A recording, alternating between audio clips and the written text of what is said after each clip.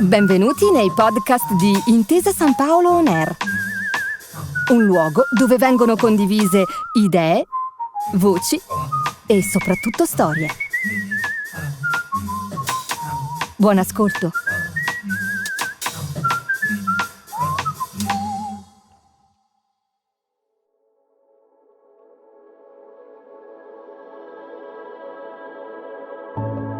Quella di oggi è la storia di un tormento e di un mistero. Partiamo da Roberto Longhi, la pietra su cui è stata fondata la storia dell'arte contemporanea. Lo studioso che ha riscoperto Caravaggio negli anni 50 del Novecento e che ha messo un punto fermo nelle sue teorie.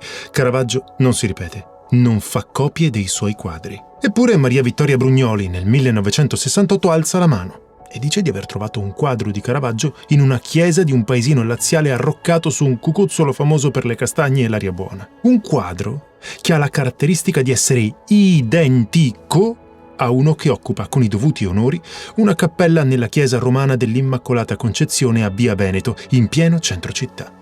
E se tutti fino a quel momento avevano pensato che il quadro buono fosse stato quello romano, il ritrovamento inaspettato del suo gemello inizia a far venire una serie di dubbi non solo sull'attribuzione, ma anche sulla teoria di Longhi. Un bel mistero quello di Caravaggio e la sua copia, che andiamo a raccontarvi oggi. Ma prima, 2 parole sul pittore più amato e famoso del Seicento.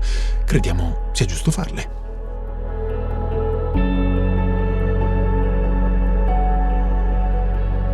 State ascoltando la 3ª stagione della serie Arte da proteggere, i podcast che raccontano i tanti aspetti della fragile bellezza del nostro patrimonio artistico e che in questa edizione sono dedicati al preziosissimo patrimonio del Fondo Edifici di Culto.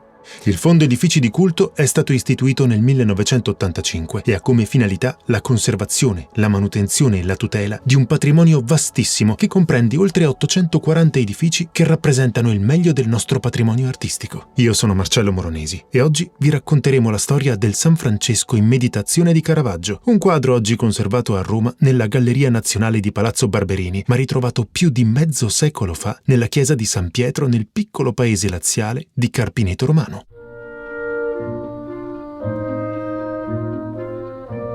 Tutti lo conoscono come Caravaggio, ma in realtà si chiama Michelangelo Merisi. Forse non gli piaceva il riferimento che tutti a Roma facevano all'altro Michelangelo, o forse gli piaceva ricordare da dove era venuto. Ma sta di fatto che il suo soprannome deriva dal paese in cui è nato, il piccolo comune di Caravaggio, in provincia di Bergamo, dove troviamo ancora il suo atto di battesimo, rintracciato nel 2007, che lo vede nascere il giorno di San Michele, il 29 settembre nel 1571. Quindi origini e formazioni lombarde, ma il giovane pittore non rimane molto al nord perché poco più che ventenne arriva a Roma in cerca di fortuna e la trova grazie a uno stile unico e innovativo che lo rende presto protagonista della scena artistica romana tra applausi, polemiche e rivalità. Michelangelo è un uomo arrabbiato, irruento, violento in tutto, nell'arte e nella vita. Lo dimostrano le sue scelte ribelli, prima tra tutte quella di portare i volti della realtà nei suoi quadri, che trasformano la Madonna in una morta annegata, San Giuseppe e San Matteo in vecchi rugosi, gli angeli in vitali adolescenti, prostitute, artigiani, giovani fannulloni entrano nella storia di Dio,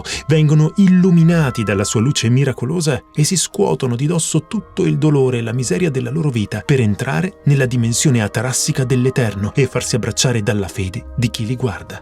Un messaggio assurdo e meraviglioso insieme, quello di eternare la realtà che fino a quel momento nessuno aveva avuto il coraggio di rappresentare e che trova ammiratori e detrattori in egual misura. Un modo di fare arte che porta Caravaggio alle vette del successo, ma che, complice sempre quel carattere avventato, lo fa cadere con altrettanta rapidità nell'abisso.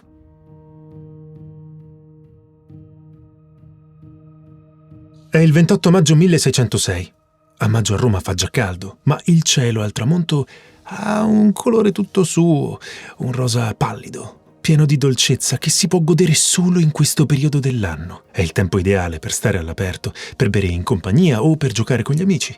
E tra i giochi che vanno di moda c'è quello della pallacorda, un gioco con la palla in cui bisogna farla rimbalzare superando una rete e appunto una corda. Un gioco animato, fatto da squadre, da amici che si spalleggiano a vicenda, ma anche da nemici che si insultano. Un gioco dove iniziare una rissa è facile quanto lanciare una palla, appunto. Un gioco in cui uno come Caravaggio, che non ha bisogno di molte scuse per litigare, che ha avuto una vita di piccole e grandi violenze fatte subite, non può che fare un guaio. E infatti fa un guaio.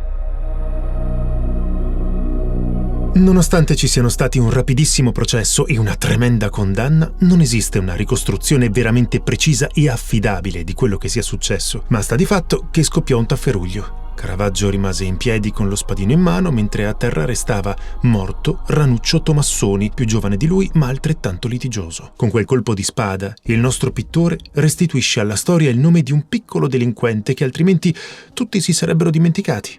Inizia un calvario che durerà 3 anni e che lo porterà rammingue con il peso di una taglia sulla testa a vagare per l'Italia come un fuggiasco. Questo perché Caravaggio viene subito incriminato per omicidio e condannato alla pena capitale, che allora permetteva a chiunque lo incontrasse di ucciderlo. Per questo nel giro di un amen scappa da Roma e inizia letteralmente a fuggire. Ma anche se non ha più una casa e passa da un amico all'altro, da un rifugio all'altro, non smette mai di dipingere. Perché è l'unica cosa che sa fare, perché è l'unica cosa che lo definisce e che lo salva. La sua prima tappa è ancora nei confini dello Stato Pontificio, nei feudi della famiglia Colonna, che comprendono Paliano, Palestrina e Zagarolo presso il Marchese Muti, e qui inizia veramente la storia del viaggio e del mistero. Vicino a questi feudi c'era quello degli Aldobrandini, che comprendeva Carpineto. Qui il cardinale Pietro Aldobrandini fonda la chiesa di San Pietro nel 1609, annessa a un convento. Secondo la ricostruzione della critica, il nobile cardinale dona a questa chiesa un quadro commissionato 3 anni prima a Caravaggio, di passaggio in quei territori e in cerca di soldi rapidi per sostenere la sua fuga. Il quadro rappresenta San Francesco in meditazione. Il convento che riceve il dono avrebbe dovuto essere affidato in un primo tempo ai Cappuccini, ma nel 1611 viene concesso ai padri minori riformati. Ricordate questo particolare, ci torneremo in seguito. Ma come è fatto questo quadro?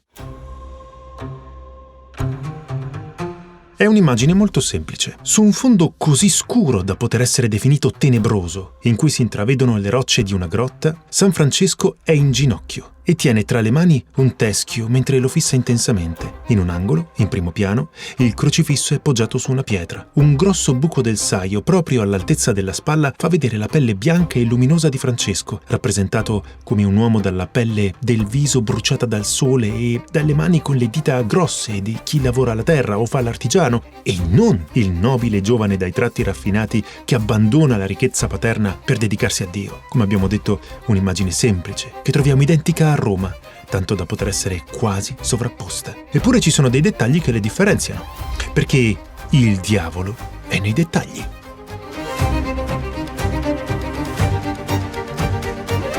Un quadro con pochi elementi, quello che vi stiamo raccontando. Una figura centrale, il saio che la definisce, un teschio, una croce. Eppure questi 4 elementi ci dicono molte più cose di quello che potremmo pensare. Il saio, per esempio, è caratterizzato da un cappuccio a punta che si appoggia sulle spalle del santo. Al momento del rinvenimento il cappuccio aveva una forma arrotolata, tipica della veste dei frati minori riformati. Durante il restauro però si è scoperto che questo particolare inizialmente era stato dipinto a punta, secondo una forma caratteristica dell'ordine dei Cappuccini. Quindi il santo, in un primo momento, doveva indossare il saio dei Cappuccini e solo in un secondo momento il cappuccio venne trasformato in quello dei frati minori riformati. È questa la notizia che colloca in un preciso limite temporale l'opera e la posizione della chiesa dove è stato ritrovato il dipinto, perché, come abbiamo detto, in un primo momento avrebbe dovuto essere affidata ai Cappuccini e poi invece passò ai padri minori riformati.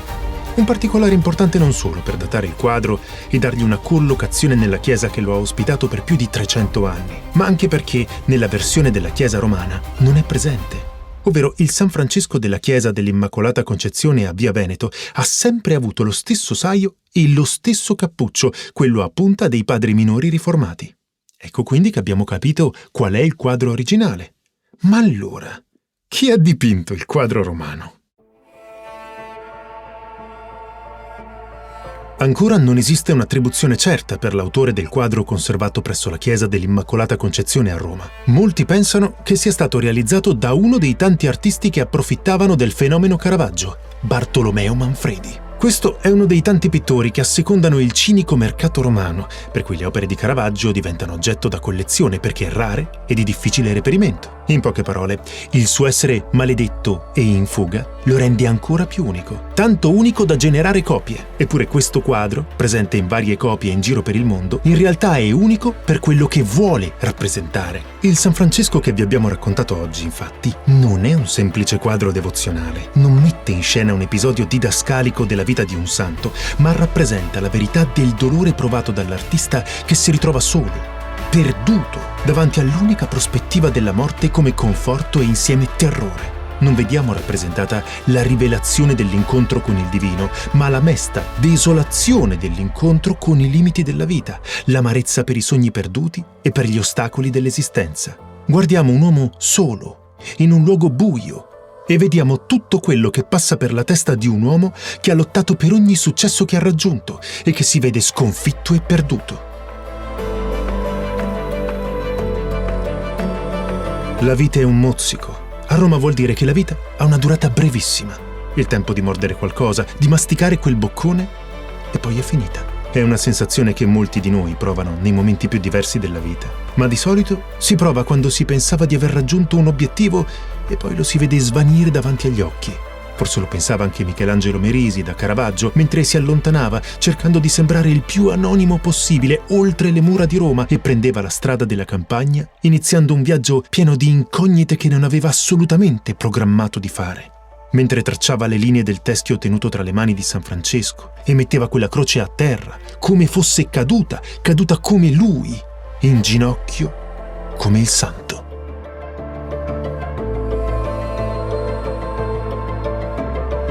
Avete ascoltato un episodio della terza stagione di Arte da proteggere, una serie podcast prodotta da Intesa San Paolo, ideata e scritta da Giovanna Pimpinella. La voce è di Marcello Moronesi. I podcast che raccontano l'arte vi aspettano su Intesa San Paolo On Air.